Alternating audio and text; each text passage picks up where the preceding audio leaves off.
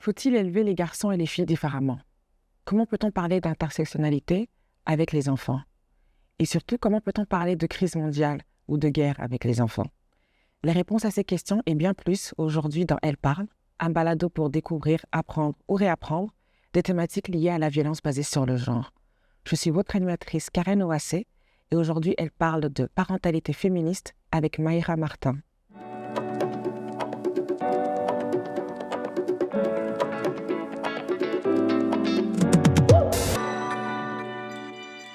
Bonjour Maïra. Bonjour. Pour les personnes qui ne te connaissent pas, est-ce que tu pourrais te présenter, s'il te plaît? Oui, je m'appelle Maïra. Je travaille actuellement à Action ontarienne contre la violence faite aux femmes et je suis dans le mouvement féministe depuis un peu plus d'une vingtaine d'années. Comme on va parler de parentalité aujourd'hui, il faut quand même que je précise que je suis maman. Donc, je suis une maman d'une fille de 10 ans, d'un garçon de 5 ans et puis d'une autre fille de 2 ans. Donc, j'ai 3 enfants. Et puis, il faut aussi préciser que je ne suis pas, je suis pas docteur. Je n'ai pas fait de longues études ni en psychologie, ni en parentalité. Je suis juste une maman féministe qui se pose beaucoup de questions et probablement un peu trop de questions. T'es assez qualifiée pour le sujet, t'inquiète pas. D'après toi, quelles sont les valeurs ou principes qui définissent la parentalité féministe? Oui, alors pour moi, la parentalité féministe, en fait, la première chose, c'est vraiment inculquer plein de valeurs différentes. Mais la première, ce serait évidemment l'égalité entre les genres et surtout la déconstruction de tous les stéréotypes. Donc, ça tient à se reposer un peu les questions. Qu'est-ce que c'est qu'être une fille, une femme? Qu'est-ce que c'est qu'un garçon, un homme? Et puis, qu'est-ce que c'est même d'être ni garçon, ni l'un ni l'autre. Ouais, ni l'un ni l'autre. Donc, c'est toutes ces questions-là. C'est aussi toutes les questions, évidemment, de relations saines. Et puis, ce que je vais rentrer dans relations saines, c'est à la fois, tu as beaucoup parlé de l'autonomisation des filles et puis des femmes, la masculinité qui est saine pour, évidemment, les garçons et les hommes. Mais aussi toute la communication, toute l'expression des émotions. Okay. Donc, comment vivre ça de façon sereine. Je vais aussi rentrer dedans l'empathie et puis l'ouverture aux autres. Parce que je pense que c'est quelque chose qui est extrêmement important, d'être à l'écoute vraiment des autres, essayer aussi de les comprendre. Ouais. Et puis le non-jugement. Donc, on essaie de pas mal travailler avec mes enfants, le fait de ne pas juger, puis peut-être pas de rester sur tes propres perceptions, mais essayer d'aller creuser et essayer d'aller comprendre un peu plus ce qui peut se passer dans une situation quelconque. Et puis, la dernière chose, parce qu'il y en a, je pense sur cette question, on pourrait déjà y passer 10 heures, là. Mais peut-être la dernière valeur, c'est la justice sociale. S'indigner, se révolter, lutter contre plusieurs sortes d'injustices. Oui. Et puis surtout faire attention aux injustices qui, toi, te concernent pas forcément, mais qui peuvent toucher ta communauté ou la société en règle générale. Et puis garder un peu toujours cette indignation-là. Alors, c'est sûr qu'elle s'exprime de façon complètement différente selon les gens, mais déjà, savoir que quelque chose n'est pas normal et vouloir le changer, c'est déjà une belle chose. Wow! Alors, d'après toi, pourquoi c'est important d'inculquer les valeurs féministes aux enfants? Juste pour que ce soit des personnes bien. Je ne sais pas si je peux épiloguer un peu, mais pour moi, pour moi, c'est juste ça, en fait. Ça fait tellement partie de mes valeurs à moi que j'aimerais que ça se retrouve chez mes enfants. Puis je pense que je vais rentrer dans le féminisme, plein de concepts. Alors, je le vois peut-être beaucoup trop large, beaucoup plus large peut-être que d'autres personnes. Mais pour moi, je fais vraiment rentrer dedans toute la notion de respect de l'autre, mais vraiment, pas que ce soit pas juste un mot qui fait beau. Il était quelque chose qui se vit vraiment. Et puis, vraiment de rentrer en connexion avec l'autre, rentrer vraiment dans la compréhension de l'autre. Oui. Vivre dans une harmonie, dans une cohésion. Ça fait, c'est vraiment pour moi super important. Pour ça que mes enfants l'aident dans leur relation amicale, dans leur future relation amoureuse, mais même dans leur société, en fait, dans leur communauté. Alors justement, tu as mentionné que tu avais 3 enfants de différents genres. quelles sont les différences que tu as pu voir de la manière d'éduquer justement tes enfants? Oui. Donc, je pense déjà que tu t'élèves pas tes enfants de la même façon. Tu sais, il y a des parents qui disent oui, moi j'ai la même éducation. Je pense pas que ça soit vrai déjà parce que et c'est plus, ça va même au-delà de la question de genre si tu veux, mais c'est même principalement, je pense, une question de personnalité. Tu sais, la question de personnalité de tes enfants. Il y a la question du genre, mais il y a aussi l'âge, l'âge des parents. C'est certain, moi, ils ont 8 ans d'écart, mes enfants. Donc, c'est certain que moi aussi, j'ai grandi. Je continue de grandir. Donc, j'ai grandi. Il y a des nouvelles influences, des choses comme ça. Donc, je pense pas que tu t'élèves de la même façon tes enfants. Après, je pense que c'est plus les messages ou les valeurs que tu vas véhiculer. Je pense qu'elles vont rester identiques, mais c'est la façon dont tu vas l'amener, si tu veux, à tes enfants. Tu vois, les conversations que tu vas avoir ou la façon dont tu vas l'amener. Tu as des enfants qui ont plus ou moins de sensibilité. Tu as des enfants pour qui un concept, ils vont tout de suite l'intégrer. Puis d'autres, il va falloir leur en parler plusieurs fois. Donc, tu vois, c'est vraiment c'est ça. C'est plus, si tu veux, dans les messages que tu vas faire passer, le nombre de fois que tu vas les faire passer, puis comment tu vas le faire passer, parce que tu t'aperçois peut-être que tu as un message qui est passé une fois, puis tu dis, pas sûr qu'il ait compris. Tu vas tenter une autre fois d'une autre façon. Tu sais, c'est tout un véhicule. Puis tu as aussi l'âge des enfants. C'est sûr que tu t'amènes la même valeur. Si tu, par exemple, les relations, si on parle de la relation saine qui est une valeur, là, tu l'amènes pas de la même façon à un enfant de 2 ans, puis à un ado, là. C'est ça. Donc, c'est ça. Donc, tu vois, je pense que les valeurs, les messages restent identiques, mais après, il y a des subtilités que tu vas faire de façon un peu différente. C'est plus simple d'inculquer des normes et des valeurs que tu as toi-même à tes enfants, quel que soit leur genre. Après ça, il faut adapter à leur personnalité. C'est tout à fait d'accord avec toi. Alors, je comprends totalement qu'il est plus facile d'inculquer les normes et les valeurs qu'on a en tant qu'humain à tes enfants, quel que soit leur genre. Mais lorsqu'il s'agit particulièrement des garçons, notamment les mouvements féministes insistent qu'ils aient une éducation par rapport à comment leur expliquer ce que c'est qu'une masculinité saine. Est-ce que tu peux nous dire ce que c'est et ce que tu en penses? Oui. La masculinité saine, c'est donc l'inverse évidemment de la masculinité toxique. Et puis ça va même, ça vient vraiment remettre en cause finalement de qu'est-ce que c'est qu'être un garçon, un homme, qu'est-ce que c'est qu'être une fille ou une femme. C'est vraiment aller creuser beaucoup là tu vas creuser l'égalité. Donc c'est vraiment remettre en cause tous les stéréotypes. Et tout ce que finalement est associé typiquement à être un garçon, à être un homme. Donc, c'est beaucoup la force physique. Même la valorisation, si tu veux, de l'expression de cette force physique, tel le muscle. C'est la puissance, la force. Puis là, je vais beaucoup parler avec mon corps. Hein. Mais tout de suite, là, tu montes. Du coup, c'est la force, les muscles. Du coup, tout de suite, tu prends l'espace. Puis tu le revendiques. Et puis tu vas parler fort. Tu vas t'asseoir comme ça. Tu vois, même moi, je suis pas capable de le faire parce que je n'ai pas été éduquée comme ça.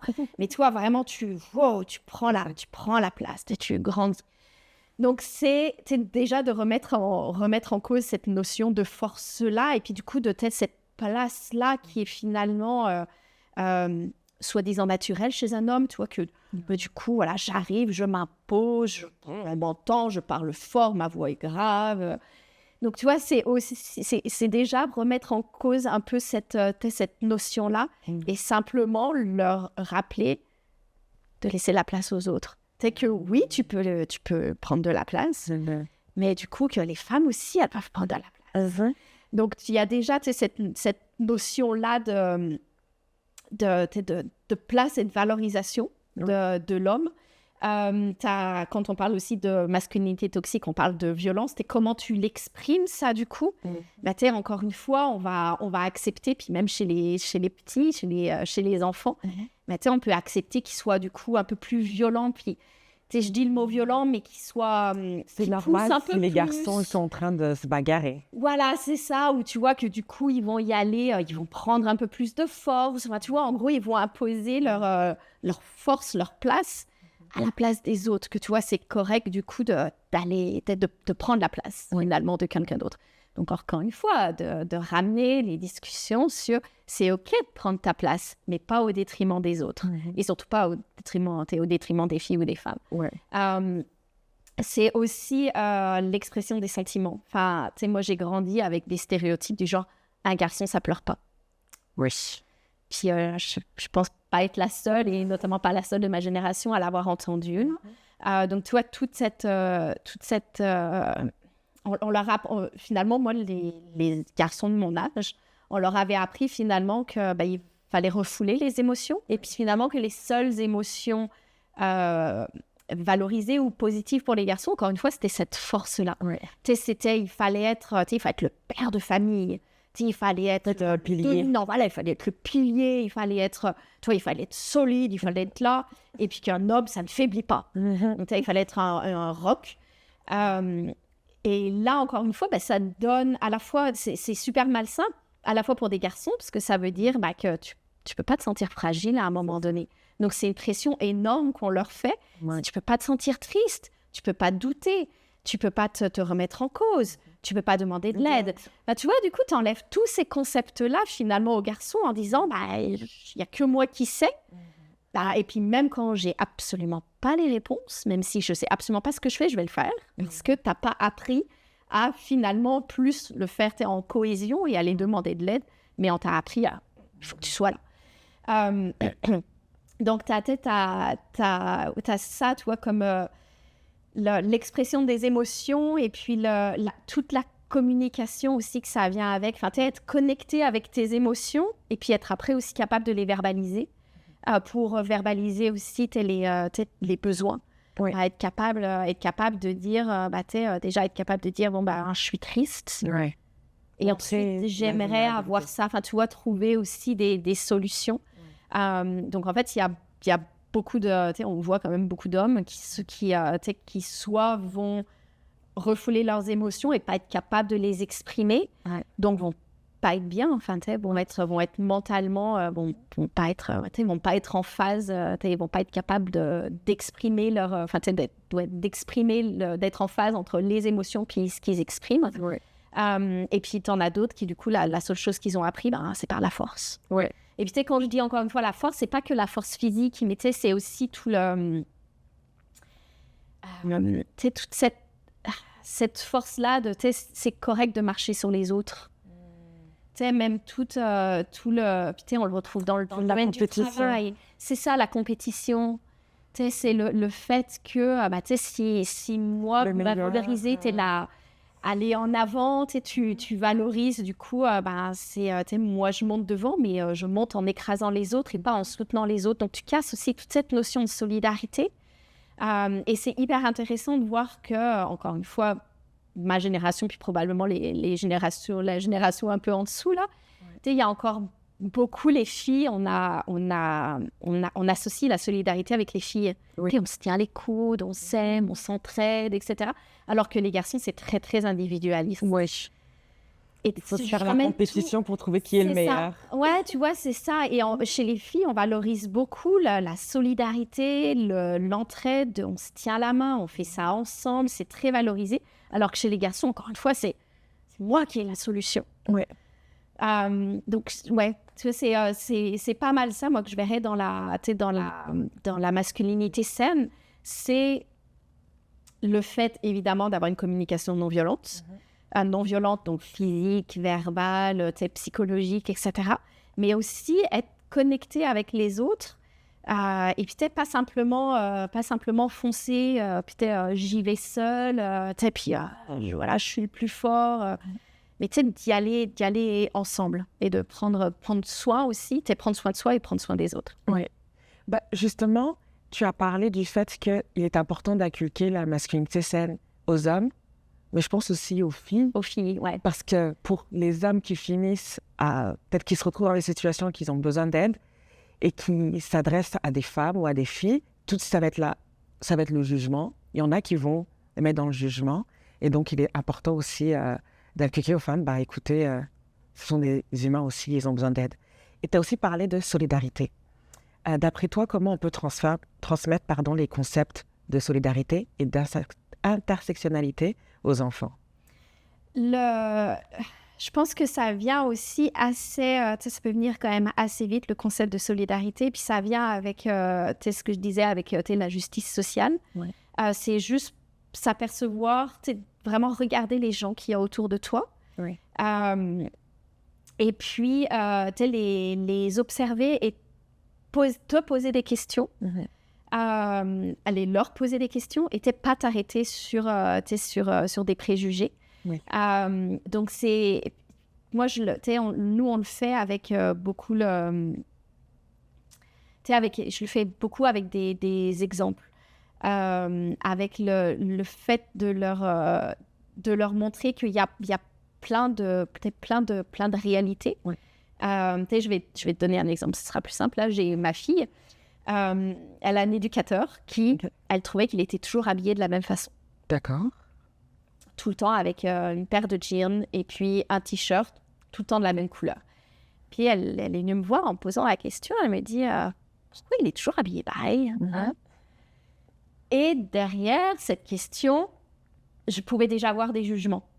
Peu importe quel allait être le jugement, mais tu sens tout de suite arriver un jugement, puis très souvent des jugements, ça peut quand même être négatif. Et puis pour le fait qu'elle se pose cette question, c'est peut-être qu'ils en avaient déjà parlé avec ses amis, etc. Donc moi, généralement, quand j'ai une question comme ça, surtout une question qui touche des gens et où tu n'as pas la réponse, je vais lui faire explorer plein de possibilités. Et là, à chaque fois, donc, je lui fais je sais pas, à ton avis, pourquoi? Et puis, on essaye à chaque fois d'en trouver au moins 5. Mais là, dans cette situation, je me souviens, on avait parlé de... je lui avais dit, c'est peut-être une question, c'est peut-être son goût. T'as des gens, honnêtement, la mode, ça les intéresse pas. Ça peut être simplement ça. Voilà, il n'est pas intéressé par la mode. Et puis, il a trouvé une paire de vêtements qui lui va. Puis, ça lui va parfaitement. Après, on a étudié, on a vu une autre possibilité, c'est peut-être qu'il avait, il a peut-être pas énormément d'argent, qu'il a peut-être pas plein de vêtements. Donc là, je revenais à la justice sociale. On est venu à parler. Je lui ai dit, tu sais, nous on a de la chance, on vit dans une famille, on est quand même aisé. Oui. Mais il y a des gens qui ont pas qui vivent dans la pauvreté et qui n'ont pas forcément les moyens de s'acheter plein de vêtements. Oui. Et puis après, j'ai dit, les éducateurs, par exemple, c'est pas très ça fait partie des personnes. On a eu dans la conversation après, tu sais, les personnes du CAVE, qui sont d'ailleurs souvent des travails féminins, sont très peu rémunérés. Donc, tu vois, ça nous a fait une conversation d'une bonne un quart d'heure, là, juste pour une paire de vêtements. Ensuite, on a parlé d'écologie. Je lui ai dit, écoute, c'est peut-être aussi, tu as des gens qui achètent peu de vêtements, mais pour des raisons écologiques. Parce que fabriquer des vêtements, ça coûte... ça coûte cher. Mais c'est surtout, c'est pas écologique. Je lui disais, les vêtements, c'est fait souvent dans les pays asiatiques. Après, ça vient chez nous, etc. Ensuite, ça part à la poubelle. Et puis, je disais, on a beaucoup trop de vêtements. Oui. Honnêtement, je pense que tout le monde a trop de vêtements dans ses garde-robes actuellement. Donc, tu vois, on est allé explorer comme ça plein d'avenues et j'essaye de le faire super souvent pour déjà leur dire, t'arrêtes pas à une perception. Et puis ensuite, d'essayer d'aller voir plein de choses. Puis, du coup, ça amène plein de... ça conscientise aussi à d'autres réalités auxquelles t'es peut-être pas forcément conscient. Mais donc là, avec cette conversation, on a parlé d'écologie et on a parlé de pauvreté. Oui. On a parlé de choix. De choix. Et puis, il y a plein de gens qui font des choix différents de toi, puis c'est tout à fait correct. Okay. Et si tu veux, d'arriver après, finalement, notre conclusion, c'est, tu sais quoi, on n'aura pas la réponse. Et finalement, c'est pas très grave. Au final, c'est ça. Et puis, si vraiment, à un moment donné, tu dois avoir la réponse, parce que voilà, tu te poses des questions peut-être sur le bien-être de la personne, tu peux te questionner. Bah, du coup, tu vas aller valider. Après, donc on n'avait pas poussé là, dans ce cas-ci, la conversation, parce que bon, c'est une personne qu'on connaît, mais bon, c'est pas un ami. C'est pas la familiarité est différente. Voilà, c'est ça. Et puis, bon, il n'y avait pas de danger ou de choses comme ça, là. Mais tu sais, c'est après, dans d'autres conversations, sur un autre sujet, je pouvais tout à fait me voir aller pousser après la conversation en me disant, bah, tu sais, maintenant, là, cette personne-là, possiblement, il y a un problème quelconque. Comment on pourrait aller l'aborder? Tu sais, comment tu peux essayer de le voir? Donc, tu sais, c'est dans des conversations comme ça qui peuvent paraître super anodines, tu une question, bah, c'est simplement prendre le temps d'en parler, en fait. Puis, tu sais, d'aller pas mal décortiquer. Et ça, moi, je passe pas mal de temps avec mes enfants à aller décortiquer pas mal de choses, en fait. C'est essayer de prendre le temps tu sais, on revenait aux valeurs, des choses comme ça. Bah, tu sais, moi, j'essaye à plusieurs fois d'aller leur dire « Hey, tu sais quoi, là, ta petite question anodine ?» On va aller creuser un petit peu plus, puis on va explorer plein de possibilités. Encore une fois, c'est pour tu sais, le non-jugement, la curiosité, l'ouverture au monde, la compréhension du monde. Puis voilà, même pour toi, je pense que ça fait du bien psychologiquement, t'arrêter tout le temps être dans le jugement et la perception des gens. Totalement. Mais je passe beaucoup de temps à parler, je vais décortiquer plein de choses avec mes enfants, j'ai plein de sujets de conversation. L'autre fois, mon fils me dit « Maman, les garçons, ils sont plus forts que les filles. » Donc forcément, il y a des mots comme ça que tu peux pas laisser passer. Il y en a certaines où je laisse passer, mais là, c'est est-ce qu'on peut revoir ça, s'il te plaît? Pourquoi tu dis ça?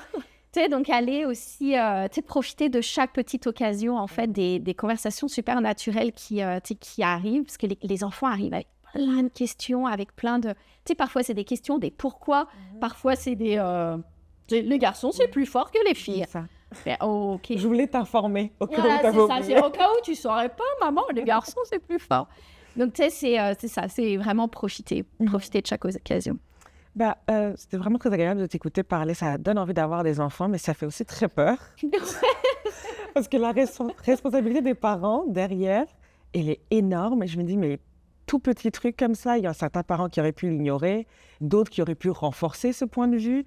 Et donc, bah, ça fait qu'on va avoir 3 enfants différents qui ont posé la même question à un moment donné, mais qui ont évolué différemment, dépendamment de ce que leurs parents leur avaient dit. T'apprends aussi, tu sais, c'est pour ça que tout à l'heure, je disais, tu n'élèves pas tes enfants de la même façon. Ouais. C'est qu'il y a des moments où, en effet, tu peux te dire, oula, avec mon aîné, j'ai complètement raté ça. Donc, tu te dis, ben, tu sais, ton deuxième, ton troisième, tu sais, c'est ça, tu navigues là-dedans. Après aussi, je pense que, en tant que parent, il faut s'enlever aussi une pression, là. Tu sais, il y a des fois, tu as le droit d'être fatigué. Tu as le droit de ne pas avoir le temps. Tu sais, tu as le droit d'être malade. Je veux dire, comme tu dis, on est vraiment surchargé. Ouais. Donc, c'est certain qu'il y a des conversations qu'on n'aura pas, là. Ouais. Mais la beauté ou on va dire la beauté. Côté positif. Je vais essayer de rester positive. Le fait, la chance qu'on a d'avoir des enfants, c'est que c'est pas qu'une conversation. Et toi, les valeurs, tu sais, la conversation, la conversation là, qu'on a eue avec ma fille à propos de son éducateur, où on a parlé d'écologie, on a parlé de choix de la personne, on a parlé de pauvreté. Demain matin, j'aurai peut-être la même conversation avec elle, mais à propos d'autre chose. Ouais. L'alimentation. On a des conversations sur les manger, parce que ça prend une grosse place chez les enfants, les repas. Et là, en fait, l'alimentation, ça amène plein de sujets de conversation. Et où, du coup, tu vas déceler des choses, mais il y a des choses que tu ne vas pas faire un jour, puis le lendemain, tu te rattrapes. Tu sais, tu as 18 ans, on va considérer que... On va mettre la majorité à 18 ans.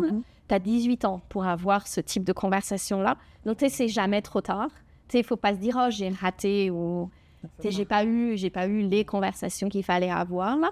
C'est jamais trop tard pour les avoir. Et puis, encore une fois aussi, c'est hyper étonnant. Mais moi, cette conversation-là, je m'en souviens avec ma fille. Ma fille, probablement qu'elle ne s'en souvient pas. Ouais. C'est fort probable. Moi, ça m'a vachement marqué parce que j'étais super fière de ma réponse. Elle, je suis à peu près sûre que demain, elle pourrait me ressortir la même question. Puis je serais là, tu te moques de moi. Hein. La conversation, il y a 2 jours. C'était un bon moment. C'est ça.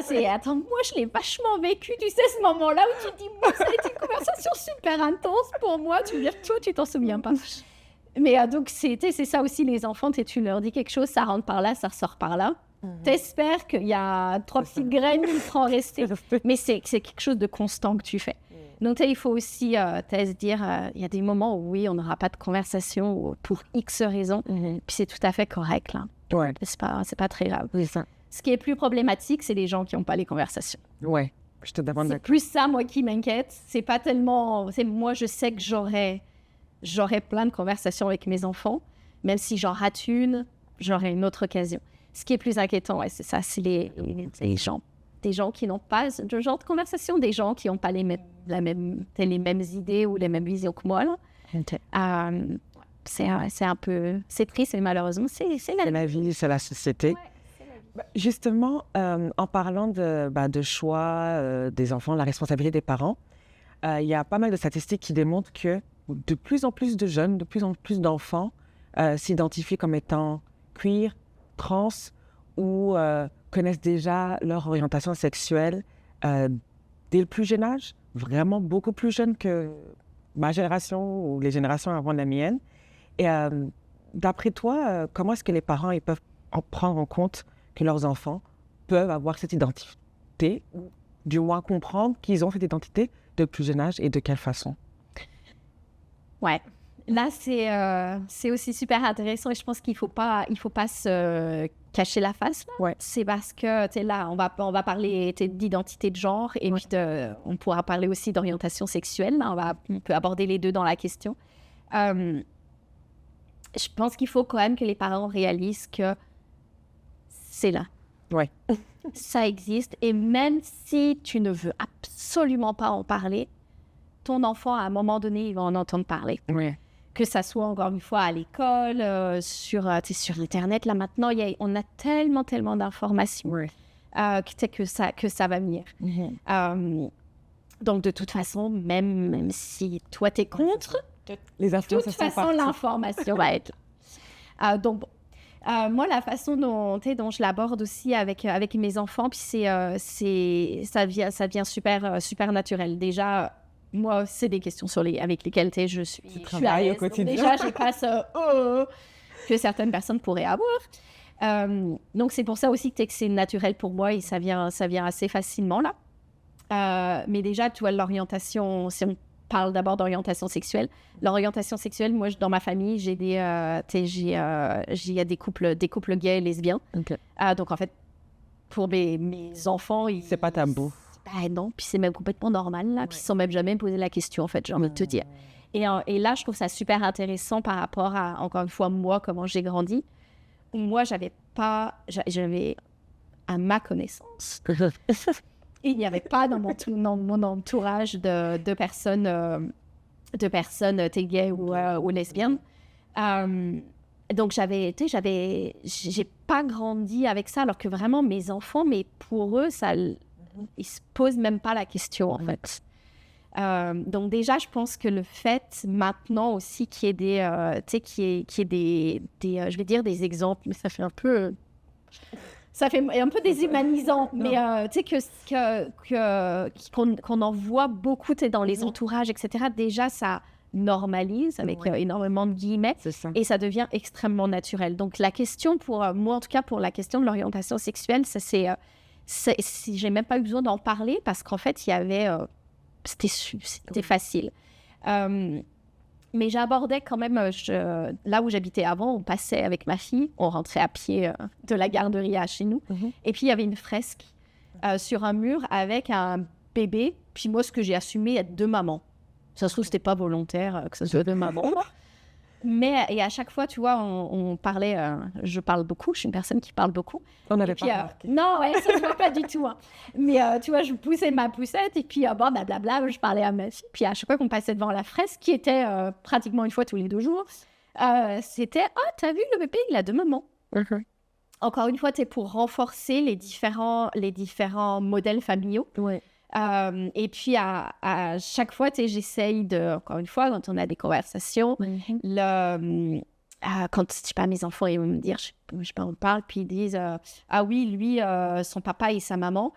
Et ben ça arrive assez souvent que je vais couper juste en disant, oui, mais tu sais qu'il y en a qui ont deux mamans, qui peuvent avoir deux papas, qui peuvent avoir qu'un papa, qu'une maman, qui peuvent avoir... Et puis, on fait un peu tous les modèles qui peuvent avoir deux papas, deux mamans, un papa, deux mamans, trois papas, etc. On essaie de faire un peu tous les modèles familiaux possibles. Et ça, quand je le fais aussi consciemment déjà, encore une fois, pour l'ouverture avec les autres enfants.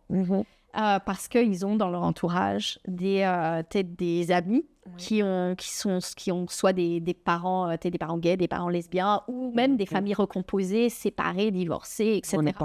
Donc, encore une fois, c'est pour casser le schéma de le papa, la maman, les deux enfants, le chien, puis la maison. Donc, toi, casser un peu ce modèle de famille parfaite, là, puis dire que il y a je sais pas combien, il y a de modèles familiaux qui existent, et puis c'est encore une fois, normal. C'est naturel d'avoir ces schémas familiaux. Moi, je vais y arriver. Mais aussi pour eux, ça renforce. Donc, c'est eux, à leur âge, pour le moment, ils sont encore un peu jeunes pour se poser des questions de l'orientation sexuelle. Mais ça amène, pour eux, en tout cas, ça amène encore la question que si un jour, ils se posent la question, ils savent que au moins à la maison ça sera bien accueilli.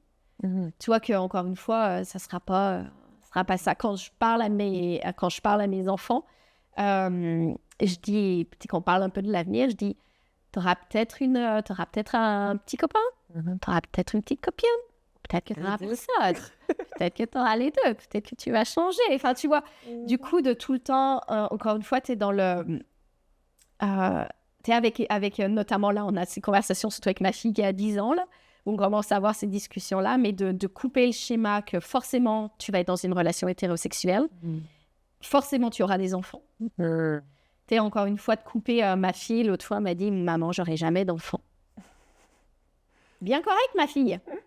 Mais tu sais, c'est normal, puis encore une fois, on voit les possibilités. Il y a des gens qui font le choix d'avoir des enfants. Puis ce qui est fun maintenant, c'est que tu fais le choix quand tu veux avoir des enfants. Ça amène tout le sujet de la contraception. Ça pourra amener plus tard le sujet de l'avortement. Mais ça amène déjà que tu as le choix de si et quand tu veux des enfants. Puis ça amène aussi la question de... Tu as des couples qui aimeraient avoir des enfants, mais qui ne peuvent pas. Et puis d'autres qui font le choix de ne pas en avoir. Et puis peut-être qu'encore une fois, c'est normal. Mais encore une fois, ça t'amène encore des questions de non-jugement des autres. Peut-être te dire, tu sais pas où les gens naviguent, là. Donc, encore une fois, d'éviter de présumer. Donc là, tu vois, c'est toutes les questions d'orientation sexuelle et j'espère que mes enfants, si un jour ils devaient me dire, je suis gay, je suis lesbienne, etc., j'espère qu'ils sentiront l'ouverture et qu'ils se sentiront à l'aise au moins de le dire. Pour ce qui concerne le plus l'identité de genre, on l'amène aussi de façon, je l'amène de façon aussi assez naturelle. Déjà de faire, on a aussi dans notre entourage, décidément. L'exemple parfait. Mais généralement, quand tu es ouvert d'esprit sur ces questions-là, tu as dans ton entourage des gens. Ça se ressent dans ton entourage aussi. Là. Les personnes très, très conservatrices, c'est rare que dans leur entourage... En tout cas, elles ne le savent peut-être pas. Mais... Donc, la conversation est plus compliquée. Mais pour les questions d'identité de genre, on a une petite fille trans, l'âge de mon fils. Ah. La Titi a transitionné... 5 ans? Ouais, à 4 ans. 4 ans, ok. Entre 4 ans et 5 ans, okay. Elle a commencé à se poser des questions. Et encore une fois, en fait, quand on l'a su, donc c'était déjà des conversations qu'on avait avant. Mais encore une fois, du coup, c'est venu super, super facilement, en fait. Et puis, c'est un jour, je suis arrivée et puis je me posais un peu des questions avec mon fils, parce qu'on avait eu la conversation on avait déjà parlé avec ma fille, mais mon fils, je me disais, à l'époque, il devait avoir 4 ans et demi. Je dis, alors tu sais, on va voir la famille. Hein. Puis tu sais, bon, ben maintenant, il faudra plus l'appeler il faudra l'appeler de cette façon. OK. Et puis, tu sais, il y a eu et tu sais, mon fils a eu la première réaction, mais pourquoi? Je dis, tu sais, c'est parce qu'elle se sentait pas, tu sais, voilà, elle se sentait fille. Puis, tu sais, c'est difficile à expliquer, même pour un adulte, tu sais, quand toi-même tu vis pas, c'est difficile à expliquer ce qui se passe à l'intérieur de la personne. Tu sais, c'est quelque chose de tellement intime, personnel, puis tu sais, tellement dans la pensée que, tu sais, même moi, je suis même pas sûre d'avoir les bons mots pour l'expliquer. Mais encore une fois, même s'il n'y a pas les mots, si toi, tu n'as pas les mots exacts pour expliquer ce qui peut se passer chez une personne trans ou une personne non-binaire, c'est encore une fois juste d'amener la conversation, dire c'est quelque chose de personnel. C'est quelque chose, c'est la personne qui le vit dans son corps et c'est pas à toi d'aller le contredire. Ouais. C'est quelque chose de tellement intime, de tellement de la personne même, de qui cette personne-là est, que c'est pas à toi d'aller la confronter, cette personne.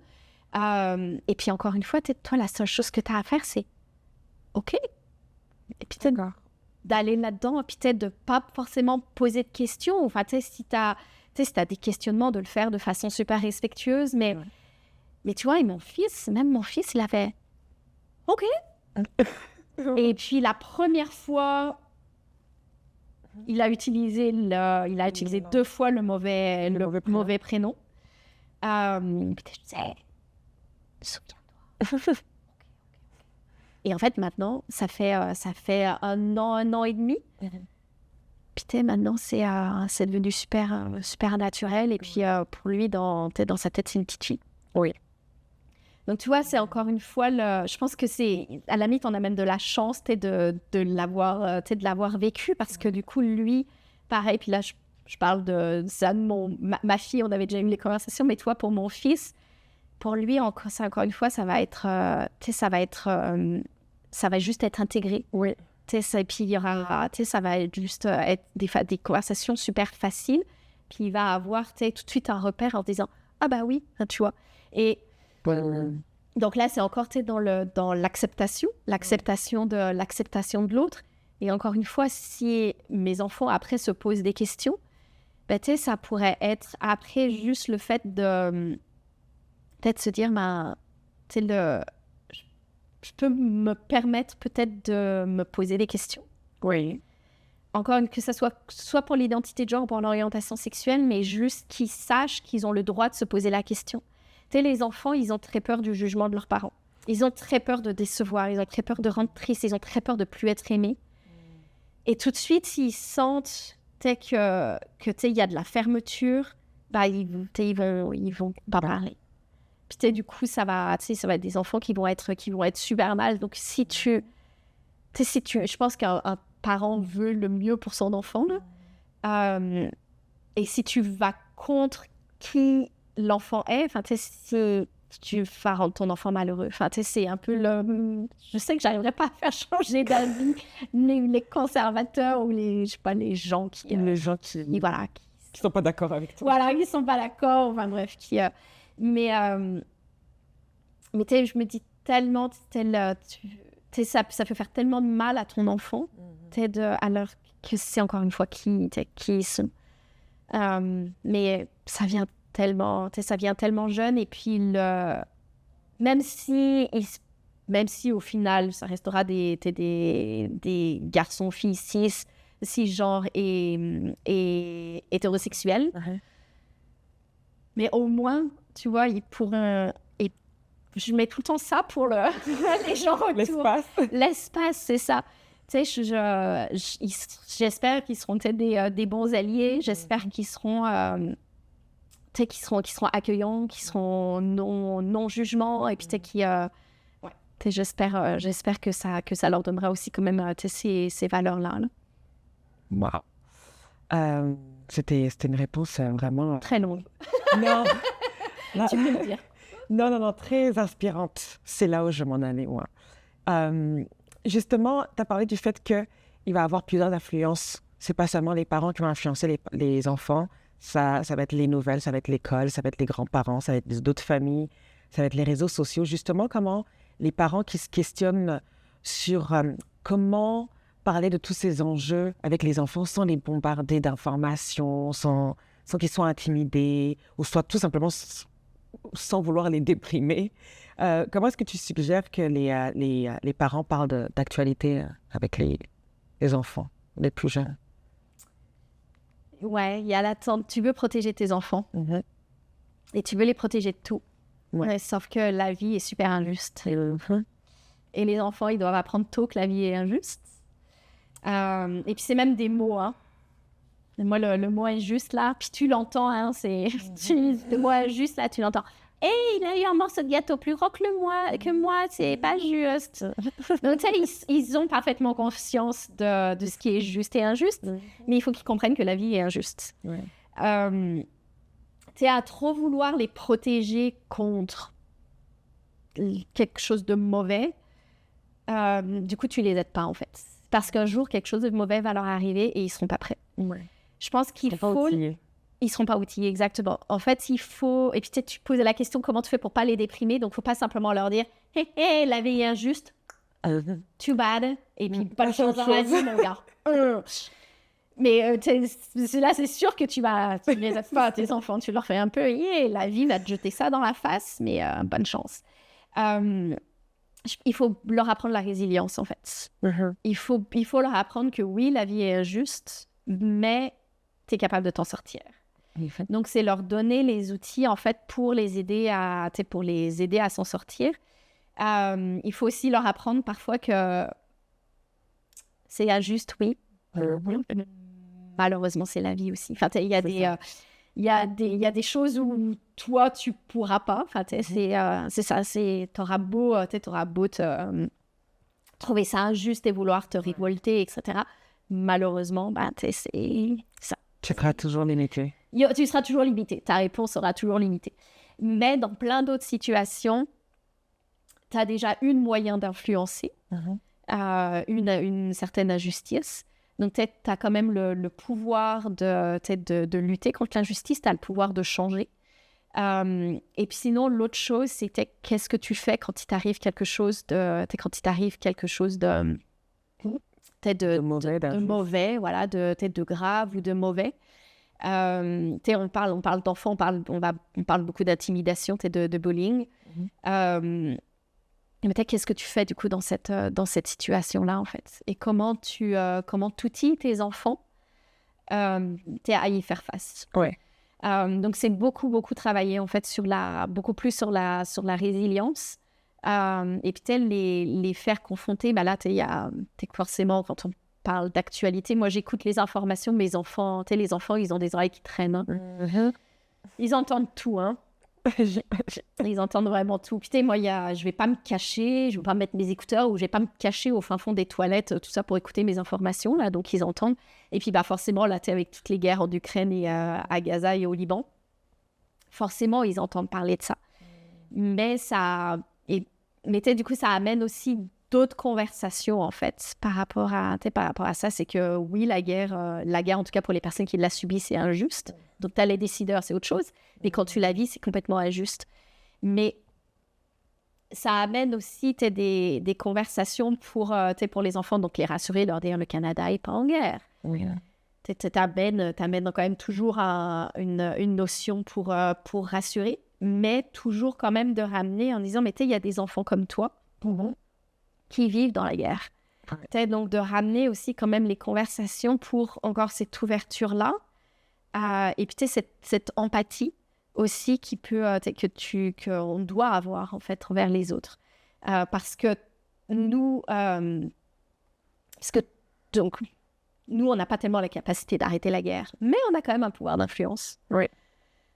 On peut quand même influencer et tu vois, c'est ça aussi du coup que les enfants doivent comprendre, en fait, c'est que ils peuvent avoir cette capacité d'influence, cette capacité de révolte-là. Déjà, rien que le fait d'être révolté, c'est déjà une première étape. Ouais. Et puis ensuite, par rapport à la guerre aussi, d'avoir des des exemples de résilience. Ouais. C'est de dire que c'est fou, même sur un terrain de guerre, tu vois des enfants jouer au ballon. Ouais. Tu vois des enfants sourire, etc. Donc, tu vois aussi, c'est des exemples de résilience que tu peux montrer aussi comme modèle à tes enfants, en fait. Donc, tu vois le fait qu'il peut t'arriver quelque chose, mais que tu as la capacité de t'en sortir. Ça te permet aussi de mettre des nuances. Alors, je ne dis pas que tu n'as jamais le droit de te plaindre, parce que ce n'est pas vrai, tu auras toujours plus malheureux que toi. Donc, il faut pas donner l'impression de ton enfant... Toi, t'es chanceux, te plains pas. Voilà, il ne faut pas donner si ton enfant rentre le soir en lui disant que quelqu'un a été méchant, il ne faut pas lui renvoyer dans la tête. Et les enfants de Gaza, ils vivent la guerre. Tais-toi, parce que je veux dire, il faut aussi comparer ce qui est comparable. Ça. Donc, il faut aussi accueillir les petits problèmes de tes enfants. Mais tu peux aussi quand même les mettre en perspective. Il faut aussi qu'ils apprennent à pas non plus faire un drame de tout. Ouais. Donc, à aussi relativiser. Parce qu'encore une fois, ils te mettent sur le même pied d'égalité le fait que quelqu'un a été méchant avec eux et le fait que sa part de gâteau est plus petite. Donc, il faut aussi leur apprendre à relativiser le niveau d'injustice. Et puis, aussi, du coup, t'as ton truc de dire « Hey, get over it. Ta part de gâteau, c'est correct, là. Demain, t'en auras une plus grosse. » Mais aussi, du coup, de travailler pour les cas plus graves qu'est-ce que tu peux faire comme ça. Ouais. C'est tout pour cet épisode. Rejoignez-nous le mois prochain pour accéder à la deuxième partie de cette conversation, d'où nous parlerons notamment de vie privée des enfants ou de comment leur parler de sexualité. Nous vous remercions de nous avoir écoutés et regardés.